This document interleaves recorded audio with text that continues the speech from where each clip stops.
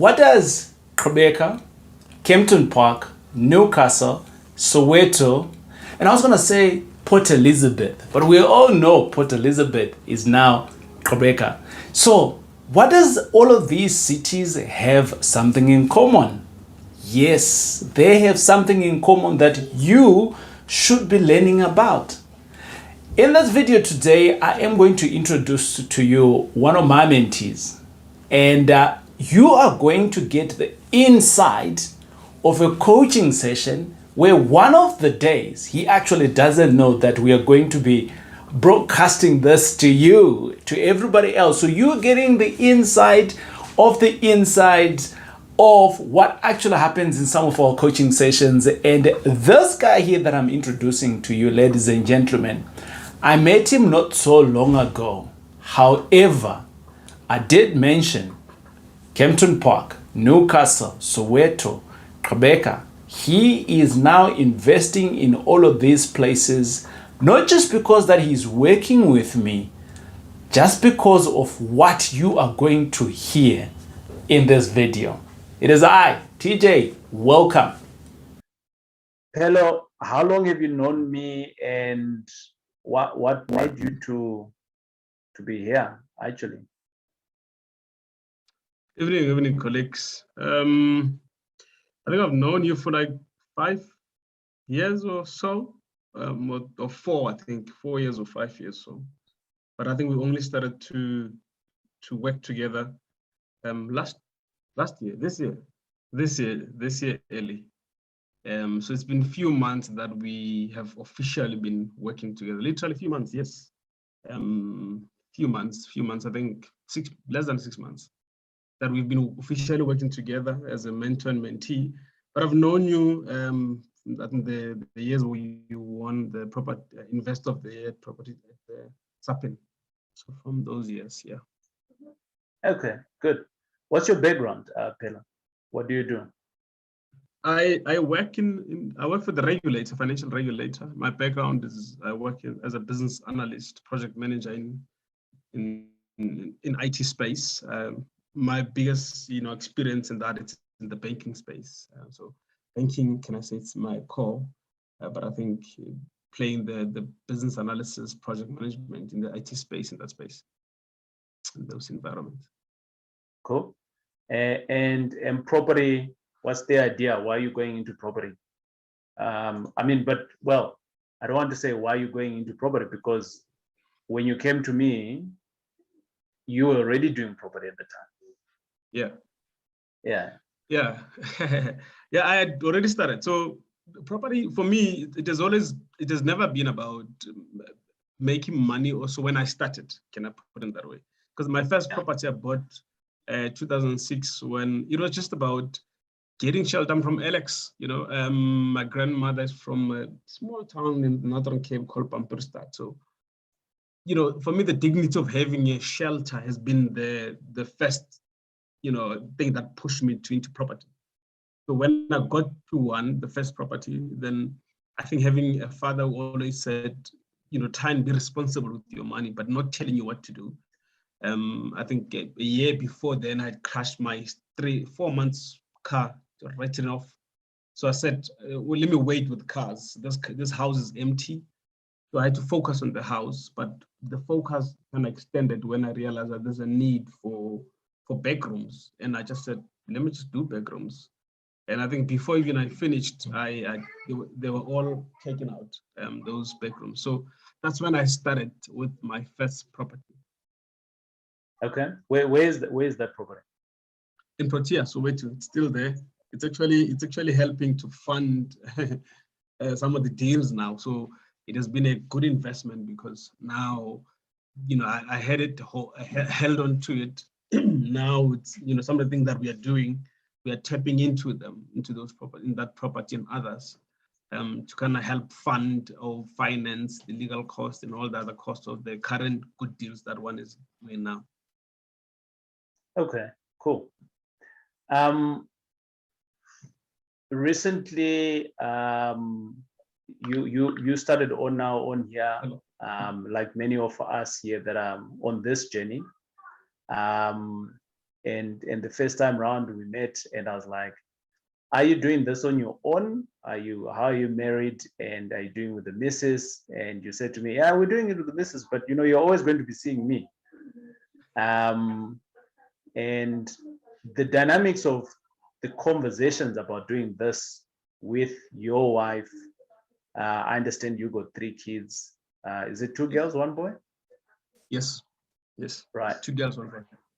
Right. The dynamics now of doing this property thing that you're doing, how is that working within your household? I mean, your wife is not active.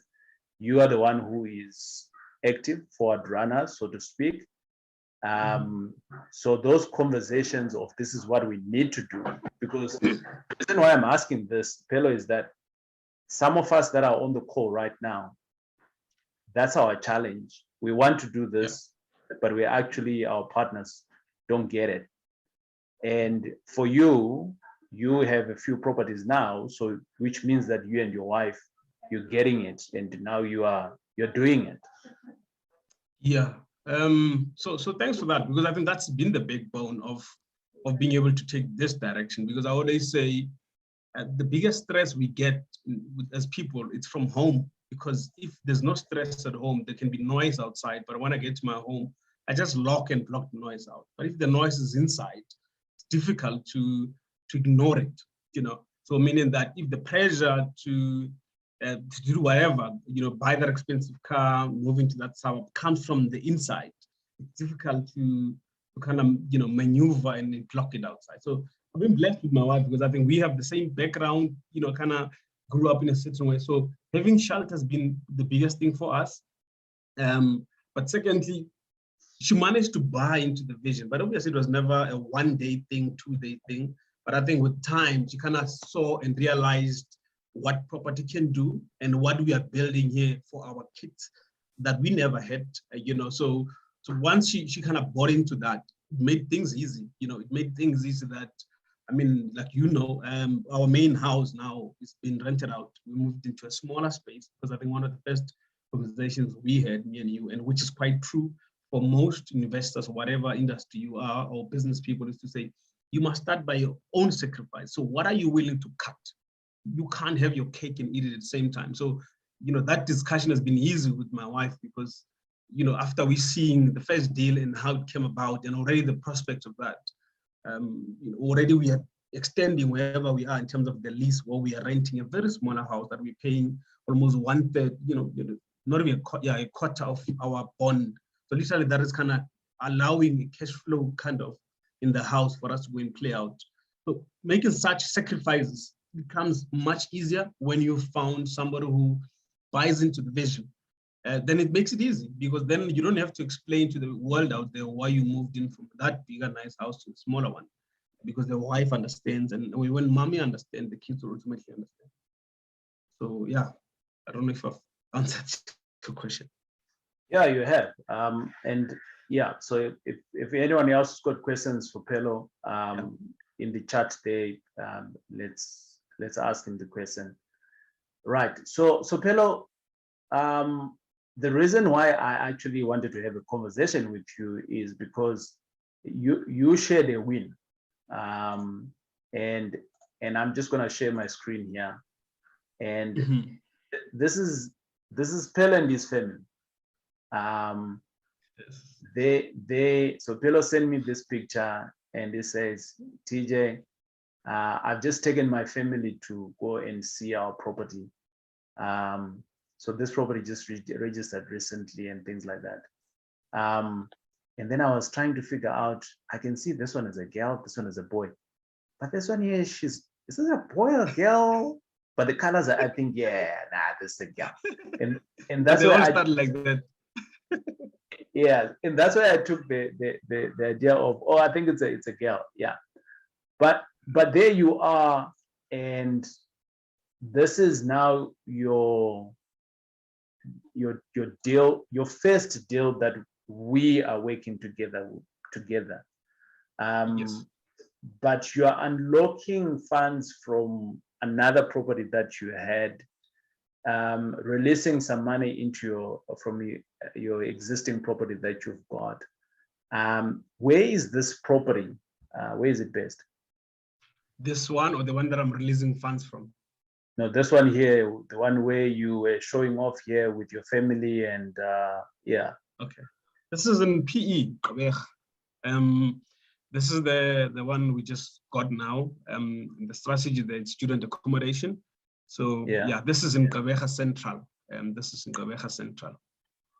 Okay, you're pronouncing that very well. I'm gonna learn from you, brother. So are you from PE? No, never been. It was our first time, all of us. It was our first time, all of us. It was your first time being in PE? Me, my wife, and the kids. Right. So I want to talk to two things about that. I think for me, seeing you and your family creating these kind of memories, it kind of like warmed my heart when I saw the picture. You know, one of the weekends when I had a downtime is the weekend that you send me these pictures. And I saw them on a Monday. I'm like, oh, Flip, this is like so delayed time. But you know, still I celebrate, and all the haters on here, none of them are all celebrating with you. Nobody says well done, nobody. But I am celebrating with you today, so that's cool. So I want to come back to the fact that, number one, you have taken your family, they are seeing what you are doing, right? A lot of people say, you know, people, their families don't do what they're supposed to be doing, and so on and so on. And we look into other forms of religions and so on, like the Muslims, the Jewish people, and so on. And we all claim, they've got money because, you know, it's generational money and things like that. And I am always one of those people sitting on the side, and I'm like, yeah, they do this at home. It's not a conversation that is held in the bedroom or somewhere else. Yes. Their kids are ingrained in this, and your kids are smaller. Yes. And you already started that. So what's the whole idea about that? Quite intentional, quite intentional. My eldest daughter, she's 12 years old, very smart, asks a lot of questions. So even for us to, so initially when we moved from our house, we relocated because we were not working from home. And the plan initially, before I met you, was wanted to build something in, you know, the rural area, just to have something as a backup there, you know. But that didn't go on, and we came and rented here. So we had to explain to her why we're not going back to our house. So now the conversations around a lease, in a lease agreement, you know, those guys have tenants there, and they have a lease. And if you can't just chunk them out, how does a lease work? We need to honor our part so that they honor their part. And now when this deal went through, when the numbers came through, when everything was so positive, and my wife was saying, let's extend for another year. Now the question was around, how are we going to tell the kids? What do you tell them? And you can't just say, because I'm a daddy and I'm going to say we're staying here, you now want to continue sharing a bedroom when you had your own, you know, something like that. So you have to sit down and show them that the reason we're doing this, this is how property works. As much as daddy has this house, but I still have to pay it. And if daddy wants to buy more, and the reason they want to buy more, this is why we call it an asset, and all that and all that and all that, you know. Now she understands that. Now come and see the other property we bought, except the ones that you know. Come and see this one. We went in, they opened for us. She walked in through the room. She was the one commenting, oh, these rooms are big. This is, you know, this is dirty. Are you going to leave it? When are you cleaning? When are we coming to clean, you know? Because I love that, because she wanted to get her hands dirty. So for me, that was critical, because now, I mean, she has to be part of that. You have to make her understand, sit her down, make her understand that this is how property works. This is why we are doing this. This is how it's going to benefit you in the long run. You know, I was just making a simple example to say, I mean, next year you're going to high school. In 5 years' time, you graduate. If you want to come to Nelson Mandela Bay University, PE, there's a house for you. already because of these steps, meaning that when other kids will be struggling with accommodation, chances that they will say, actually, that house, you can stay there. Just manage it, and whoever pays you rent there, you can live off it. So we had to take them through the journey, because at the same time, you can't just say because it's just kids, now they'll just listen to you. That's where kids become, I don't know what's the right word, rebellious to decisions. Not because they want to be, but because you don't walk the journey with them. So that's what we wanted to do. Like I did with my wife, from the days we were just dating, I had to walk through the journey with her, show her exactly why no clothing account in this house, no furniture account in this house. If you don't have, don't have.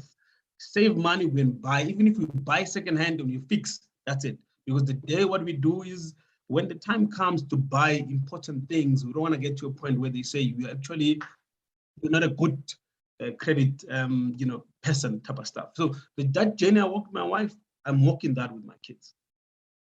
Sure. This deal here, how much you buying it for at the moment? How much you buying it for? The deal, we got it for 825. Okay. We got it for 825. It's done. It's 90% done, 99% done, I think. Yeah. Paid legal fees. Yeah. But it's registered for, so yeah, some of the things that we learn when you meet your TJs and stuff, you're Christian, and the entire team around. That's the one thing I've seen in the value here. It's not just from you, but I think the network and the people around, they're as helpful as you're calling TJ. But I think during my discussions, I spoke to Christian, and I realized the same property was actually advertised at Property 24 for a higher value. And we called around and we say, if this is the value, Christian, it seems like I got a bargain here. And he says, you know what, quickly before we continue, let's rather register it for 1.5 million. You will pay, not mind, you'll pay more in terms of legal costs, not that much. But the advantage is that once it's registered, what do we just do once we renovate, before we subdivide, just access that difference. Then you can just continue like that. So that's how that deal is going. It's either two things, yeah. It's either those that are listening are hating on your win, or they didn't get it. Right. So you're buying a property for 850, and the value is 1.5. That's a humongous equity. So you just bought property and you just got paid for it, right? Your balance sheet, if it was 0, right?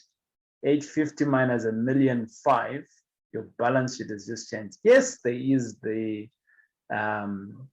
liability that you have now taken on, but this money here, it's money that you'd have never got. And now the bank has given you that money, and you can now tap into the difference of 1.5 and the 850 for the either for this project if you want to, or for the next project.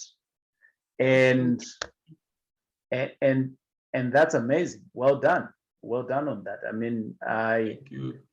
Yeah. So, and I think for me, this is why I do property. The other reason why I do property is that I can have these leapfrogs. So I've shared with you guys, I come from a family with no money.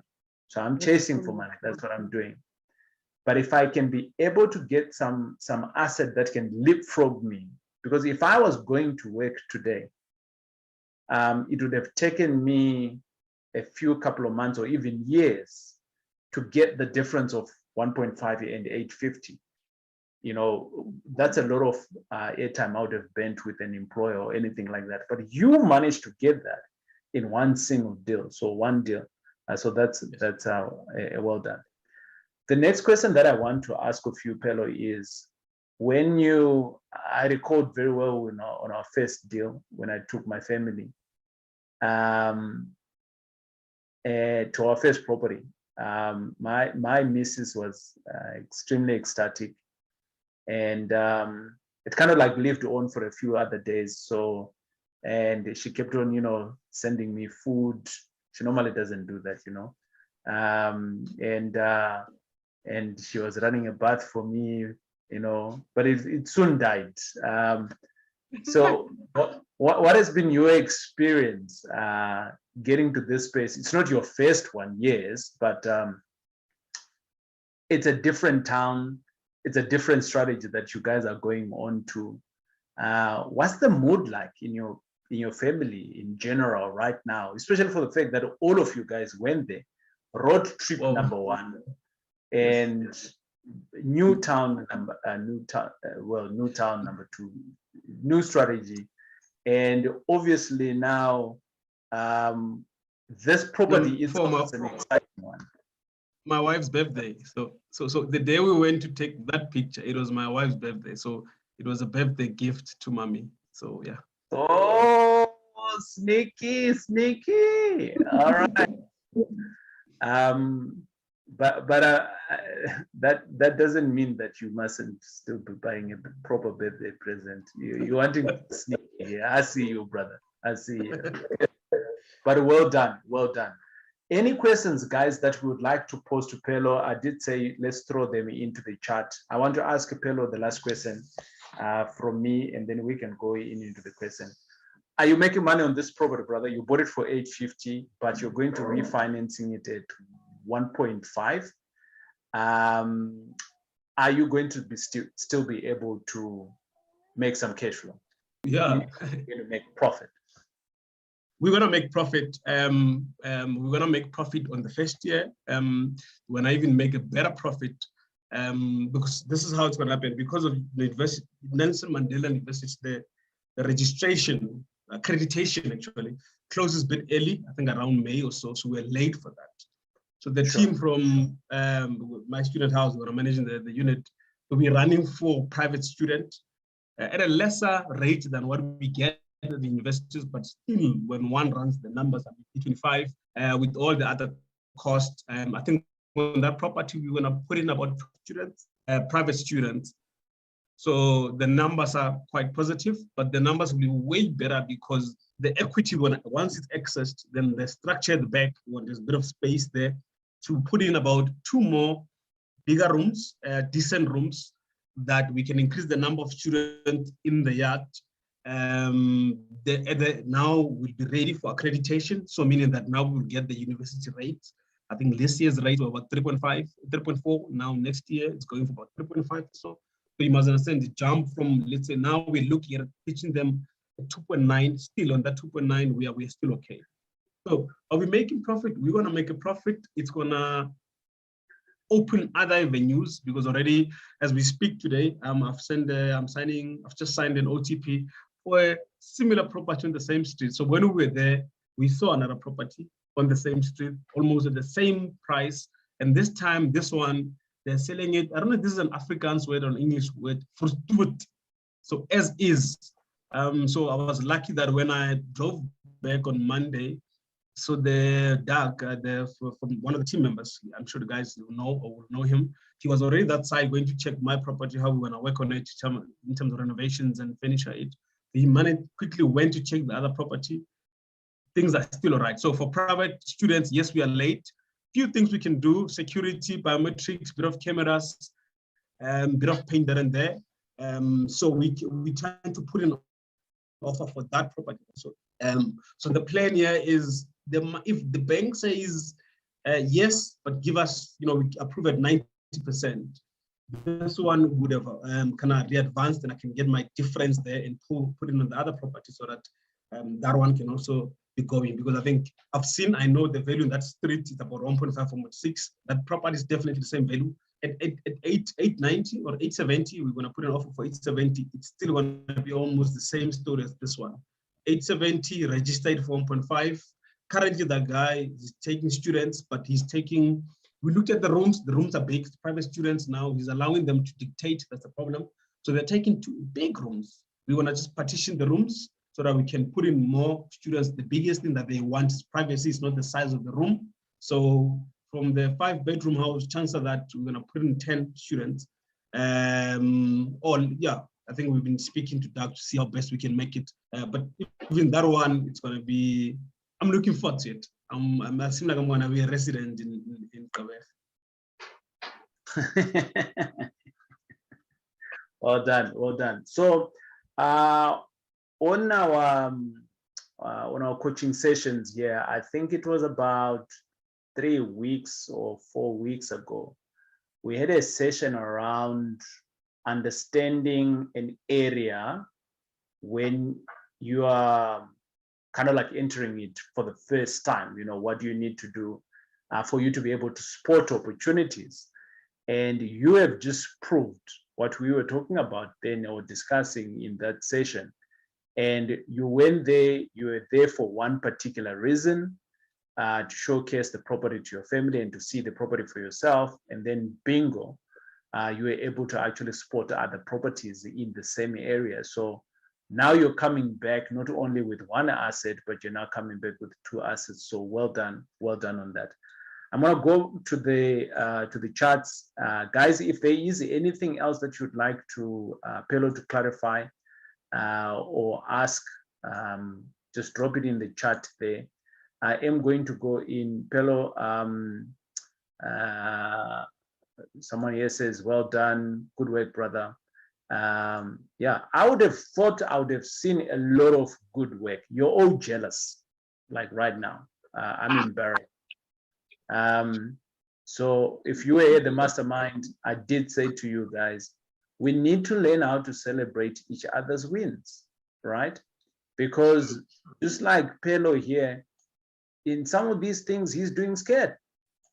He's not so sure. Is it going to work? Is it maybe not going to work? Well, maybe not, right? We are all human. We get the feed. The Ghibli's come in, right? But along as a community like this, we keep on encouraging each other's, we will get the motion to go on. Now, if Malebane is wanting to do something, now he can go to Pheello and say, how did you do it? I'm trying to do this. It's my first time. Maybe Ramo is not going into student accommodation. Now she can go on to Pheello. So that's what this community is all about. The first question that comes through here, I just went into load shedding here. Yeah, okay. Right, so the first question that's coming through here, Pheello. Not sure if this is Chipiwa actually. Chipiwa is asking, not sure if I missed the context, but how did it happen that Pheello managed to buy such a property at 850, where is the exact value of the property was about 1.5. So the bottom line of it is negotiating, right? So I got a deal. This deal actually came through to me that Pheello is talking about, and I passed it on to Pheello. And there were some heavy negotiations that have been done here. So basically, the property was, it's not really run down, but there is a bit of work that needs to be done on the property. So we managed to, I don't want to say strangle, but we had a good discussion with the previous owner, and they eventually agreed to the price of 850. Pheello started working with me within the last 4 to 6 months, and he's got a deal. And the question that I was asking Pheello is, dude, if you had to be buying a deal like this one every 6 months, what does it mean to you? And that's the plan that we had put together. But boom, he's just killed that. Now he's got another property before we even finish off on that other one. So yeah, any questions? Oh, Pheello is back. Yeah, Pheello is back. I see you in load shedding there. Okay, he's still coming back, but that's cool. Welcome to South Africa, load shedding. By the way, the British are also going to go into load shedding. Rita sent me a snotty mail the other day. So she says to me, the British are likely going to be going into load shedding during winter. So it's not South Africa alone, it's everywhere. Questions, guys? George, yes, George has got a question. Yeah, go for it, brother. DJ, yeah, firstly, Pheello, very well done. Congratulations. That's amazing. Good work. I also just want to understand exactly how do you do that, like in terms of I mean, TJ, you explained that there was a bit of work to do, but how do you buy a property for 850 and then register a 1.5 million rand bond over it? Is it because the property is worth 1.5, or is it because, how does that actually work? Okay. So can you guys see my screen? Yeah. Okay. Okay. Yeah. So Yeah. here is, I think we spoke about this in one of the sessions, but I'm going to dive into it. Okay. When you're doing property evaluation, okay, for residential, okay, we all have TPN and Lightstone. Okay. So let's differentiate the conversation about what Pheello has done. I want us to talk about it from the word go. So the starting point. When you're doing evaluations for residential, if this property is worth 1 million, this property is worth 1 million. This property will be maybe worth 900. This one here is 1 million. When they are now doing an evaluation, right, of the blue house, what do you think the evaluation of this property is, George? Probably around 1 million. 100%. Why is it 1 million? It is because all of these properties in the same street, they are also around 1 million. This is what they call comparable evaluation. Now, if this house here, if this person goes on to zhush the house, they put in 2 million rand on top of the 1 million. You have heard the term, they overcapitalize their house. So when you're selling this house, you're going to sell it for 1 million because the entire street is 1 million. Okay, that's the value. But it doesn't necessarily mean that we can get to someone else who has no understanding of property and then we could sell it for 3 million. It's possible. I'm not saying it's not possible. It is possible, but from a value perspective, as you do evaluation, the likelihood maybe of valuating it 1.2 could be somewhere there, because now we will consider some of the improvements. But because the area itself, this is not about the street, by the way. When you do a Lightstone report, you will see that they will take property from here, from this street, property from another street, property from another street, and then they'll do a comparable. Does that make sense? That's step number one. Yeah. Okay. Now, what Pheello has just done, right? All the properties in this area is 1.5. That's the average. Okay. However, we then went for this particular property, and on this property here, everyone else is improving their properties. Everyone else, their properties are good, but they didn't paint their house in the last 10 years. They didn't renovate it, nothing. So it's a little bit run down. So the value is no longer at 1.5. So maybe the value now is maybe at 1 million. Then TJ gets to that property and then say, hold on, Mr. Kubas, I'm wanting to buy your property. I see it's on the market. Okay. But I do a Lightstone report. Lightstone report indicates 1.5. But the property doesn't indicate 1.5. It indicates 1 million because of the work that needs to be done. The bathing rooms are not there, the windows are not there. I'm just giving like weird examples here, like extreme examples, right? Then I'm going to say to Mr. Kubas here, say, can I For me to renovate all of these things, it's going to be 300 out of my pocket. So for that reason, I can only offer you 700. Okay, willing buyer, willing seller. If the seller is happy, I'm going to buy the property for 700. Make sense? Yeah. That's phase 2. Phase 1, understanding this. This is why I'm always saying whenever we want to buy a property, draw a property report on it, so that you can understand the value. In this case, the value is higher.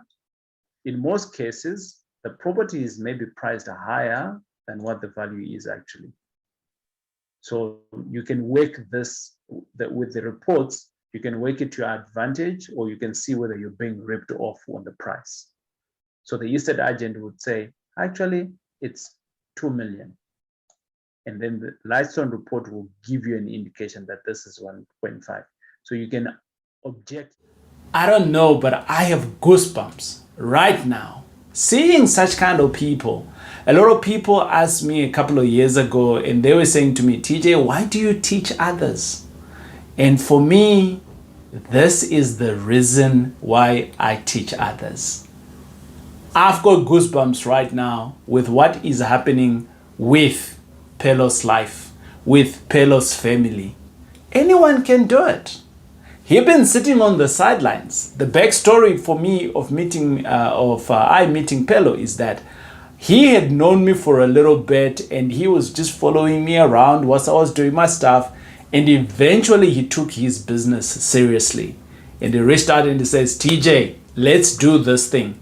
And him and his wife, they jumped onto it. They took a sacrifice of getting the education. And now his eyes are open. He is seeing opportunities everywhere.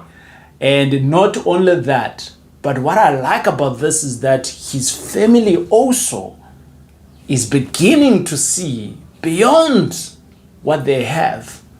So the real question, ladies and gentlemen, if a guy like him can do it, number one, what is stopping you? Number two, can you not do it? Number three, well, you can join the TJ tribe. This is the only reason why I created the TJ tribe. For us to have successful stories like this, it warms up my heart, knowing that Pheello's gonna have, not he's gonna have, he has a business that is paying him. That's number one. That is our philosophy, right? He's creating assets at the TJ tribe. That's our philosophy. Have a business that has assets. Then the third thing, create a meaningful legacy. Not when you die, now. He's creating that already. If this is something that has been exciting to you, or you wanting to get a little bit more, don't forget to subscribe. And hey, also share with others so that we can also learn. My name is TJ. It's great having you, and thanks for watching on this channel, the TJ Tribe.